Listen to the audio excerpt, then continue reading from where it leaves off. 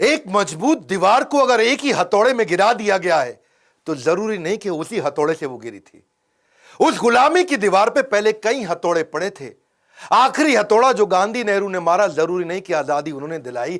लाला लाजपत राय, बाल गंगाधर तिलक, भगत सिंह, चंद्रशेखर आजाद, अशफाक उल्लाह खान, उधम सिंह और नेताजी सुभाष चंद्र बोस, इन्होंने कई चोटें मारी थी जिसके कारण वो कमजोर हो पाई और उसी के बाद हमें आजादी मिल पाई। नमस्कार, मैं Vivek Bindra, founder and CEO बड़ा बिजनेस.com। सारे वीडियो अब खड़े होकर बना रहा हूं हाई पावर मोटिवेशन के साथ। सबको ऐलान कर दो, विवेक बिंद्रा वापस फॉर्म में आ चुके हैं। हथौड़े की चोट वो इतनी इंपैक्टफुल थी कि गुलामी की दीवार को हिला के रख दिया। नेताजी सुभाष चंद्र बोस, पहली बार नेताजी शब्द गढ़ा गया, खुद से नहीं बनाया, दुनिया ने कहा। शुरू से शुरुआत करते हैं। बोस, इनका जन्म 23 जनवरी आज के दिन 1897 में हुआ था। कटक जो कि उड़ीसा में है। इनके पिता जानकीनाथ बोस। एजुकेशन इन्होंने यूरोपियन स्कूल से कटक में करी थी। सिक्योर्ड करी इन्होंने सेकंड रैंक 10वीं क्लास में 1913 में, तभी उनका प्रेसिडेंसी कॉलेज में एडमिशन हुआ। एक्सपेल कर दिया गया बाद में उनको प्रेसिडेंसी कॉलेज से, क्योंकि ये थोड़े नेशनलिस्ट थे, एक्टिविस्ट थे। 1916 में इनको निकाल दिया गया। वैसे बता दें आपको, देशभक्ति का जुनून जब सर पे छा जाता है तभी करियर छोड़ के राष्ट्र की सेवा में बड़ा मजा आ जाता है। ब्रिटिश सरकार ने भारत की स्वास्थ्य सेवाओं का बुरा हाल किया हुआ था। इतना बुरा हाल किया हुआ था, इतना नजरअंदाज कर दिया था कि बड़ी बड़ी बीमारियों का अटैक चल रहा था और ये गरीबों की सेवा करना चाहते थे। Plague, cholera, malaria, small pox, chicken pox, influenza, खतरनाक बीमारियां थी। इसी दौरान कॉलरा के कारण, कॉलरा मतलब हैजा, उसके कारण लगभग 2.5 लाख लोगों की मौत हो चुकी थी। कई बार कॉलरा लौट लौट के वापस आ रहा था। चारों तरफ महामारी आ चुकी थी। बुरा हाल था। लाशें ऐसे पड़ी थी जैसे मक्खियां भिनभिना रही है, मक्खी मच्छरों की तरह लाशें पड़ी थी।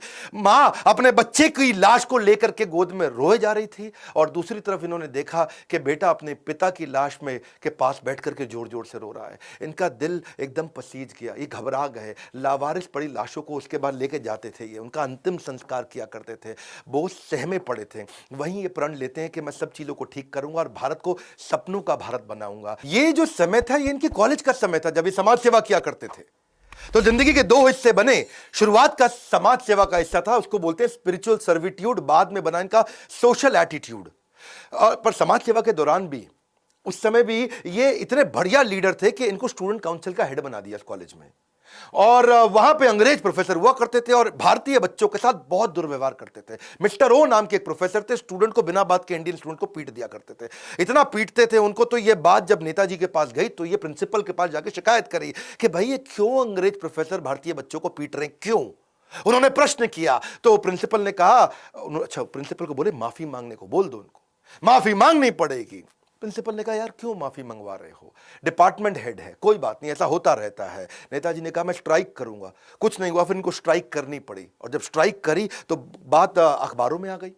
अखबारों में आ गई तो उनको आके माफी भी मांगनी पड़ी। लेकिन मिस्टर ओ फिर भी नहीं सुधरे, माफी मांगने के बावजूद नहीं सुधरे। वो कई बार और बच्चों को उन्होंने पीट दिया और इस बार जब उन्होंने पीटा तो बच्चों ने उल्टा पीट डाला उनको। फिर बात जब प्रिंसिपल के पास गई तो प्रिंसिपल बोले आपने पीठ पीछे वार किया है। और नेताजी बोले पीठ पीछे नहीं, सामने से वार किया है, कायर नहीं है हम। इस चक्कर में उनको कॉलेज से निकाल भी दिया जाता है। फिर एक कमीशन बनाई जाती है और कमीशन कहते हैं कि भाई चलो इसको एक बार और माफी मांगने का मौका देते हैं। पर इन्होंने वहां जाके भी माफी नहीं मांगी। इन्होंने कहा गलत के आगे झुकना नहीं है और सही से मुंह मोड़ना नहीं है। सुभाष चंद्र बोस ने कमीशन के आगे माफी मांगने से मना कर दिया। भारतीयों के साथ भेदभाव के खिलाफ इन्होंने बहुत बोला। ये कॉलेज टाइम से करते थे। कमीशन गुस्सा हो जाता है, उसके बाद इनको कॉलेज से निष्कासित कर देते हैं। इस घटना से आता है उनके जीवन में बदलाव जब वो पॉलिटिकल करियर को बिल्ड करते हैं। उनका मानना था कि सबसे बड़ा अपराध अपराध नहीं, अपराध से ज्यादा बड़ा अपराध है कि अन्याय को सहना और गलत के साथ समझौता करना। बहरहाल अब कॉलेज से तो निकाल दिए गए थे तो उनके पिता जो बैरिस्टर थे उन्होंने इनको बुलाया और बोला बेटा सुभाष, जो हो गया, अब एक काम करो, तुम आईसीएस की तैयारी करो, इंडियन सिविल सर्विसेज की। सिविल सर्विसेज मतलब टॉप मोस्ट रैंक। 4 साल की तैयारी लगती थी और उस समय जो पढ़ाई थी वो इंडिया में नहीं थी, लंदन जाके पढ़ना पड़ता था।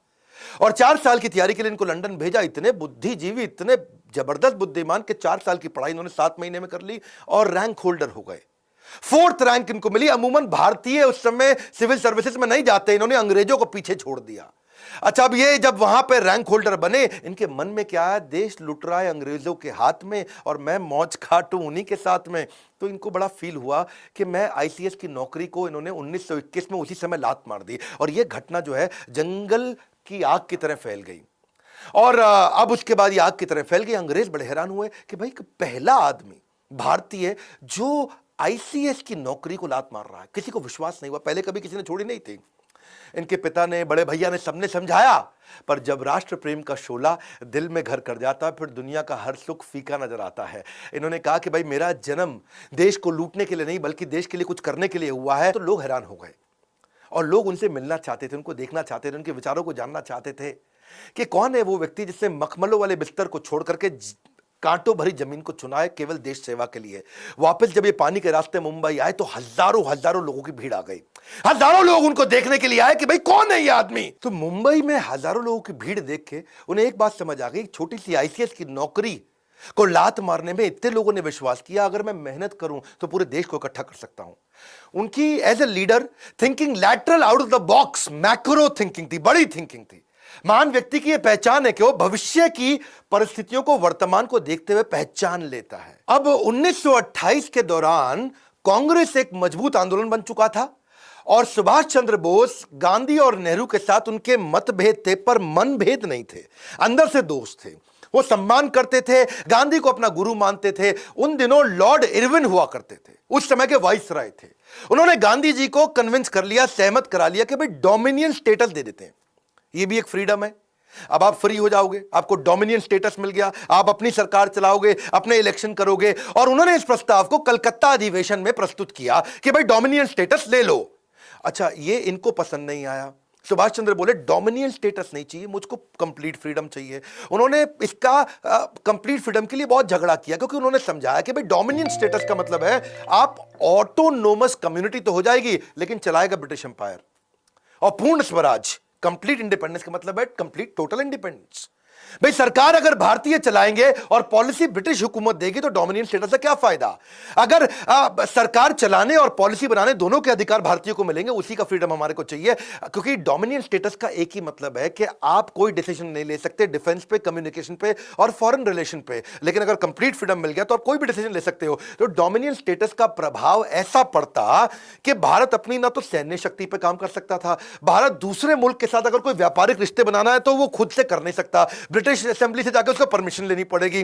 तो नेताजी बिल्कुल क्लियर थे, भाई चाहिए तो अपने को पूरा ही चाहिए। भारत खुद से किसी भी तरीके का अगर कानून ही नहीं बना सकता, ब्रिटिश हुकूमत जब चाहे जिसको चाहे, अभी नेहरू तुम हटो, पटेल तुम हटो, ये ब्रिटिश के हाथ में था। उनको नहीं चला कि भाई जब चाहे हटा दे, जब चाहे रख ले। तो कुल मिलाकर के ये इतने बड़े इन्फ्लुएंसर 1928 तक बन चुके थे कि इन्होंने गांधी नेहरू दोनों को कन्विंस कर लिया। और नतीजा ये हुआ कि पिछले साल तो कलकत्ता अधिवेशन में अभी तो बहस ही चल रही थी, अब इन्होंने अगले साल लाहौर अधिवेशन में 1930 के अंदर पूर्ण स्वराज के लिए झंडा फहरा दिया और तय कर लिया भाई इससे कम कुछ नहीं, अपने को कंप्लीट इंडिपेंडेंस चाहिए, कोई डोमिनियन फॉमिनियन नहीं चाहिए। अब जैसे जैसे समय बढ़ रहा था, नेताजी का कद भी बढ़ता जा रहा था।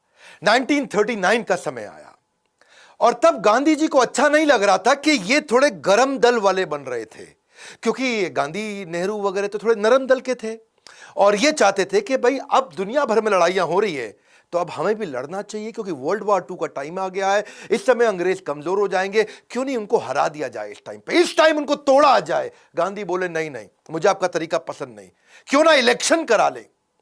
तो तब प्रेसिडेंट की पोजीशन के लिए इलेक्शन का समय आया और गांधी ने क्या किया, इनको हटाने के लिए उन्होंने अपना आदमी लगा दिया, सीतारामैया, साउथ से लेकर के आए सीतारामैया को, और सबको जाके पूरे देश में बता दिया, सारी के सारे कांग्रेस के जितने भी वर्किंग कम्युनिटी, जितने भी लीडर्स थे, इनको बोला कि सीतारामैया जीतेगा तो मतलब समझो मैं जीता, सीतारामैया मेरा आदमी है। और उन्होंने सीतारामैया के लिए कैंपेन करना शुरू कर दिया। इधर नेताजी सुभाष चंद्र बोस भी उनका आशीर्वाद लेकर के इलेक्शन के लिए आगे बढ़े और जब चुनाव के नतीजे आए तो सब हैरान हो गए।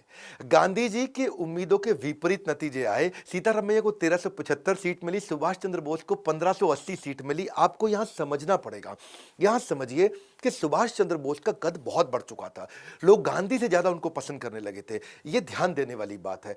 गांधी जी नाखुश हो चुके थे, वो बोले कि सीतारामैया की हार मतलब मेरी हार है। वो चाहते नहीं थे सुभाष चंद्र बोस जीते, क्योंकि सुभाष चंद्र बोस से उनको नाराजगी नहीं थी, लेकिन दोनों की विचारधारा अलग होने के कारण गांधी उनको प्रेम तो करते थे पर चाहते नहीं थे कि ये रहें, क्योंकि गांधी प्रेम से चलाना चाहते थे। गांधी बोले कि इस समय हमारा शत्रु समस्या